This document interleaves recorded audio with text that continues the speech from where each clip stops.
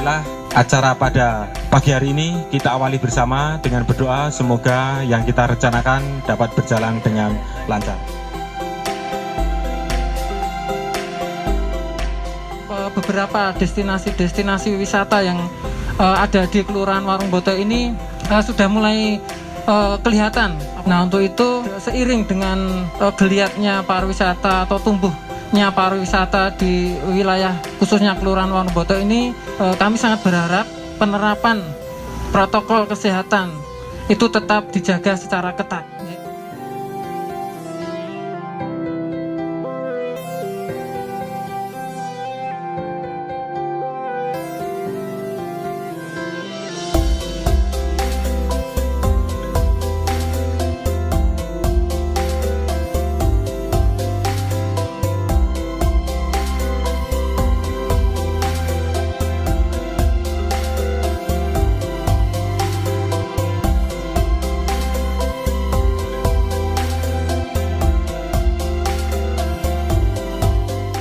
Galeri ini udah dibangun dari kapan ya Pak?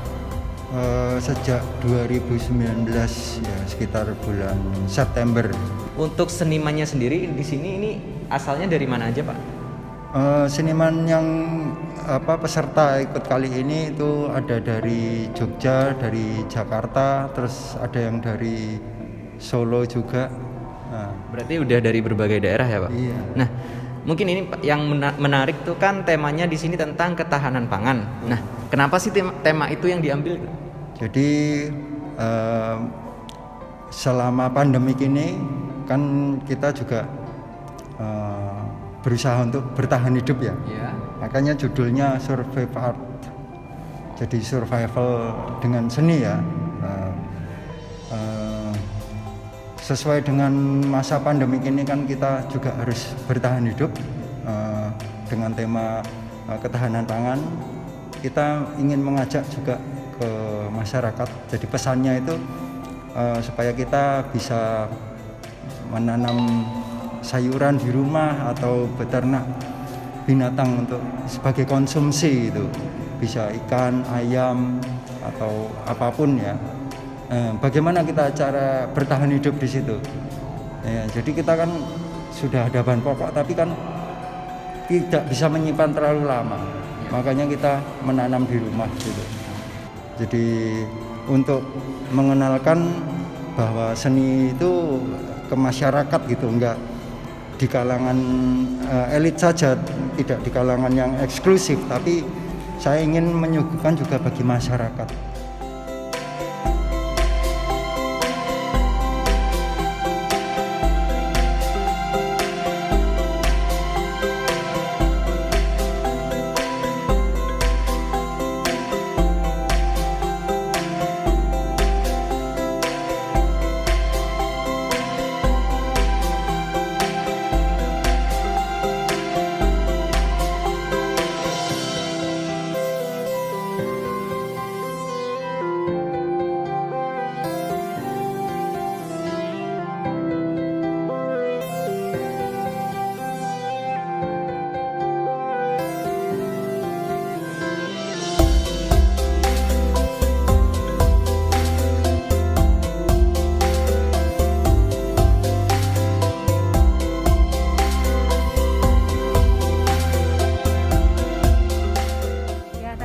Salah satu kegiatan yang kita lakukan adalah membuat kerajinan kain shibori ya Bu ya. Nah, mungkin boleh dijelaskan secara singkat Bu tentang kain shibori ini bagaimana, juga mungkin cara pembuatannya juga Bu, itu seperti apa singkatnya? Oh iya, kain shibori ini banyak berfokus pada sistem pelipatan kain ya. Setiap orang cara pelipatannya berbeda-beda, tapi tetap ada rumusnya Mbak. Dan dari motif yang akan keluar nanti itu juga dari hasil lipatan dan pewarnaan. Bu, itu sebenarnya dari awal lalu pewarnaan sampai jadi bisa digunakan itu berapa lama sih Bu? Sebenarnya itu kalau mataharinya bagus Mbak, itu 1 hari sudah jadi. Oh, 1 hari sudah jadi. Ya, tapi kalau memang mau menunggu sampai besok 2 hari pun bisa. Oh ya, bahan-bahannya itu kain. Kainnya prima atau primissima? Iya. Primissima ya? Iya, yang biasa kita pakai. Jenis kain juga banyak gitu ya. Lalu kita pakai pewarna. lalu pakai warnanya remasol yang biasa dipakai, yang direkomendasikan. Oh, pewarnanya ya, masal. remasal. Terus karet atau raffia. Lalu kita ya cuman itu Mbak sebenarnya. Berarti Ya. ini sangat sederhana ya Bu ya Sederhana, untuk ya. bahan-bahan yang digunakan Bisa ya. pakai raffia, pakai karet, pakai kain tali biasa itu bisa. Sama water glass yang penting itu buat ngikat Mengunci. warna. Oh, jadi untuk mengunci warnanya menggunakan water glass itu. Ya.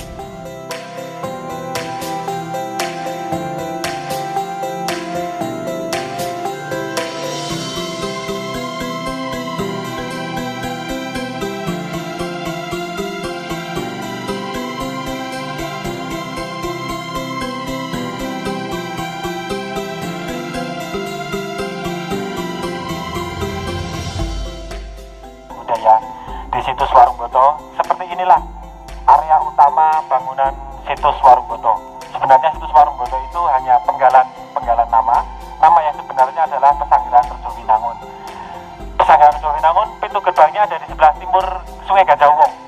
Di sana ada 2 gapuro, namanya Manuk Beri. Hanya saja sekarang ini hanya tinggal Manuk Berinya aja karena tergusur oleh pemukiman penduduk. Dan di situs Warung Boto ini merupakan bangunan paling belakang. Kalau di rumah biasa itu dapurnya penduduk. Nah, kalau di bangunan Cagar Budaya ini situs Warung Boto, disinilah belakangnya ada 2 kolam ini, dan yang di ujung yang di tengah-tengah itu adalah tempat keluarnya mata air. Bangunan seperti masjid itu sebenarnya untuk musola, namanya mihrab namanya. Di situ biasanya kalau para kerabat kerajaan sedang beristirahat di sini, kemudian melakukan peribadatan ada di sini. Dan di bangunan di yang tengah-tengah ini adalah masing-masing berbentuk kamar zaman Y. Ada beberapa kamar yang diperuntukkan untuk para putri-putri beliau pada saat melakukan peristirahatan di sini. Pada intinya bangunan utama ini adalah untuk pertahanan juga, di mana terdapat lubang-lubang jendela-jendela besar ini untuk mengintai andai kata ada musuh yang masuk atau mau menyerang ke Keraton Yogyakarta.